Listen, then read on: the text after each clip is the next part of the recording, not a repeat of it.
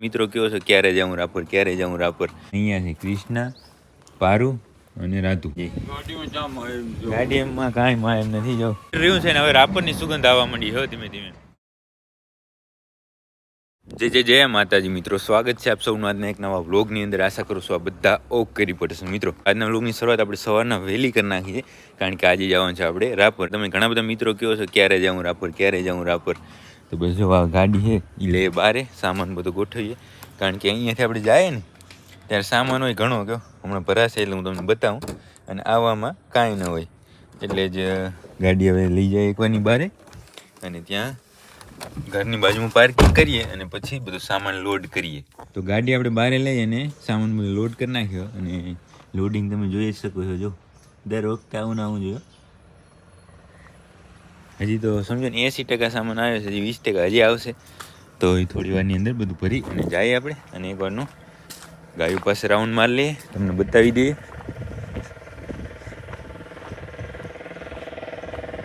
અમે છકડો આવે છે જો અવાજ કરતો એને એકવારનું જવા દઈએ, પછી વાત કરીએ. તો અત્યારમાં તો આપણે વહેલા છે, તો જો ગાયો બધી હજી શાંતિથી ઓગારે છે. નીણ નાખવાની બાકી છે, નાસ્તો કહીએ ને આપણે. જે આજે નોરી અહીંયા આટા મારે જોયા અંદર ટ્રી ગયા. અને નેત્રંગ ગઈ છે આની પાછળ. આ ત્રણ અહીંયા છે કૃષ્ણા, પારુ અને રાતુ.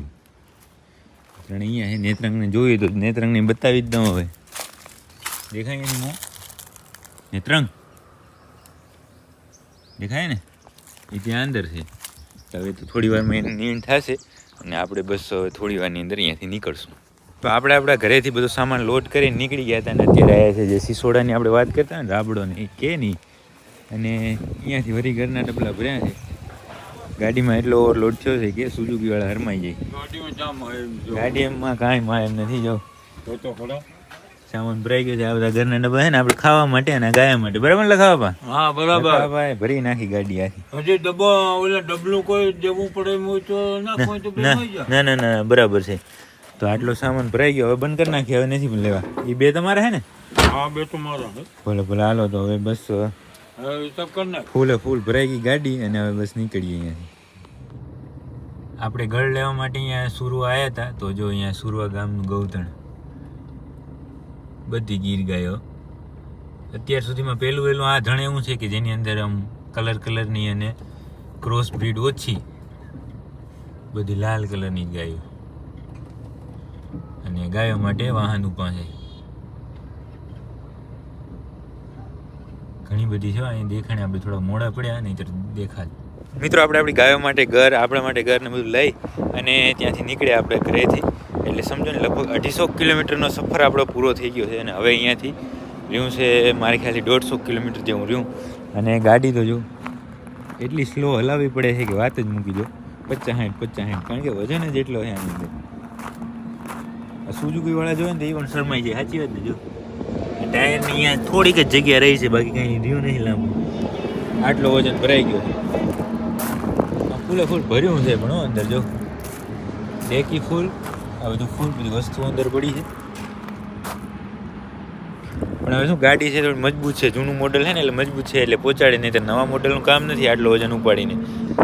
ધીમે ધીમે જાય છે. અને આટલો 250 કિલોમીટરનો સફર પૂરો કરતાં આપણે લગભગ સમજો નહીં કે 4 કલાક જેવું થઈ ગયું. 4-5 કલાક એમ વચ્ચે જમી લીધા ને બધું.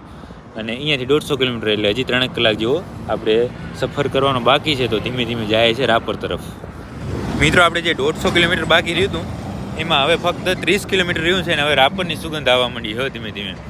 અને બાકી અહીંયા તમે જોઈ શકો છો આટલા બધા ટ્રક જોઈ અને તમને ખબર જ પડી જાય કે આપણે કચ્છની અંદર એન્ટર થઈ ગયા છે. અને કચ્છની અંદર તો વહેલા એન્ટર થઈ ગયા, પણ અત્યારે વિડીયો બનાવવાનો સમય મળ્યો તો થોડી વાર આપણે અહીંયા વાત કરી લઈએ. અને અહીંયા અત્યારે થોડી વાર આપણે રેસ્ટ કરશું, કારણ કે અત્યારે ચેતનભાઈનો ફોન આવ્યો. આપણે સામખિયાળીથી રાપર જાય ને વચ્ચે બાદરગઢ પાટીઓ આવે, અને બાદરગઢ પાટી એક જલારામ બાપાનું મંદિર છે, ને ત્યાં જે જમણવાર છે આપણે ત્યાં શેરીમાંથી કોઈનો જમણવાર છે. તો ચેતનભાઈનો મને અત્યારે જ ફોન આવ્યો કે તમે અત્યારે અહીંયા રાપર ના આવી જતા, ત્યાંથી જમીને જ બધા સાથે આવશું. એટલા માટે થોડી વાર અહીંયા રાહ જોશું. ફક્ત સમજો નહીં 10-15 મિનિટની અંદર જ આપણે ત્યાં પહોંચશું. ત્યાં ચેતનભાઈની અહીંયા આવી જશે, અને પછી ત્યાંથી જશું રાપર. પણ હવે આ એક નવું એ છે કે આપણે ત્યાં વચ્ચે જમીને જવાનું. મિત્રો આપણે લાસ્ટમાં સ્ટોપ કર્યો પછી તો ઘણો બધો સમય આપણે ઘરે પહોંચતા વાર લાગી. અત્યારે લગભગ 10 વાગી ગયા છે, અને ઘરે આવી ગયા. બધું સામાન નીચે ઉતાર નાખ્યો છે, ગાડીને કરી નાખી એકદમ ફ્રી. નહીં તો દબાઈ ગઈ હતી બચારીઓ. અત્યારે થોડી ખુલ્લી થઈ છે.